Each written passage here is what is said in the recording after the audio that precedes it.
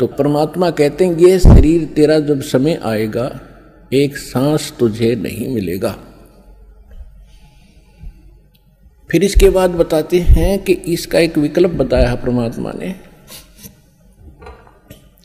कबीर ये तन जाएगा सके तो ठाहर ला, एक सेवा कर सतगुरु की।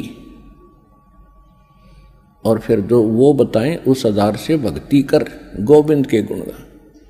ठार का अर्थ होता सपोर्ट।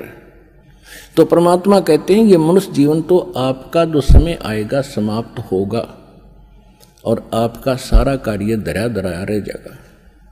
इससे बचने के लिए भी आपने परमात्मा के नाम की, सच्चे गुरु की ये ठाहर लानी पड़ेगी।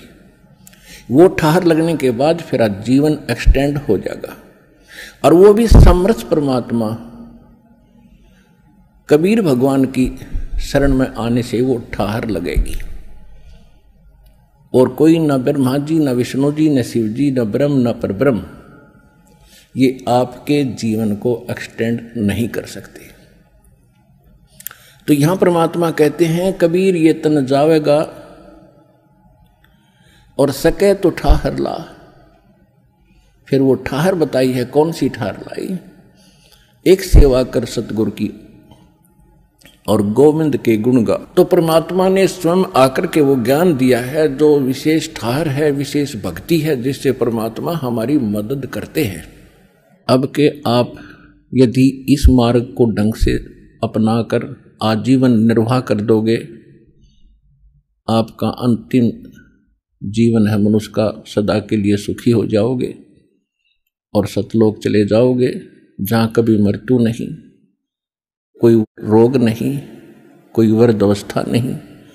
वहाँ ऐसी ही सृष्टि है जैसी यहाँ पर है। ये डुप्लीकेट है, वो ओरिजिनल है। आपके वहाँ भी ऐसे परिवार बनेगा, सदा सुखी रहोगे, विमानों में चला करोगे।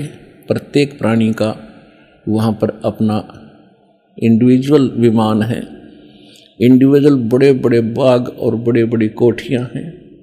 पुण्यात्माओं, परमात्मा का पाना बहुत आसान है। अज्ञानता के कारण हमारे धर्म गुरुओं ने इसको बहुत कठिन बना दिया था। हमारे सद्ग्रंथ बताते हैं सीधा सा मार्ग है, बिल्कुल सिंपल साधारण सा मार्ग है, रास्ता है, साधना है। परमात्मा का नाम जपना है, नाम से मोक्ष होगा। उसकी सहयोगी क्रियाएं हैं, ये 5 यज्ञ हैं, ये भी आप करते रहिए।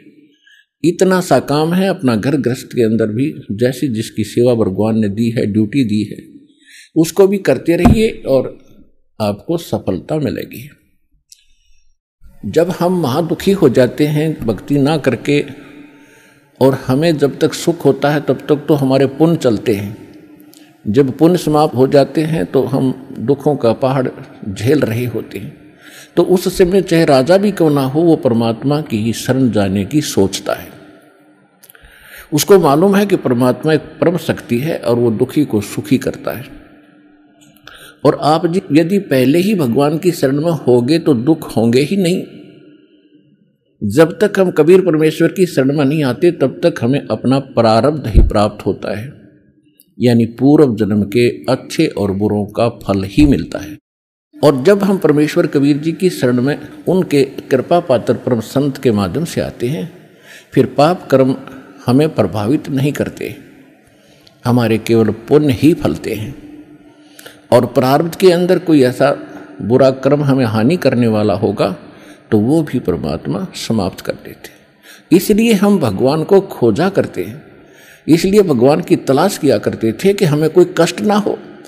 और भक्ति भी कर रहे हैं और फिर कष्ट जो के तू आ रहे हैं, तो या तो वो भक्ति ठीक नहीं, वो भगवान पूरा नहीं, या फिर आपकी कोई भक्ति में त्रुटि है।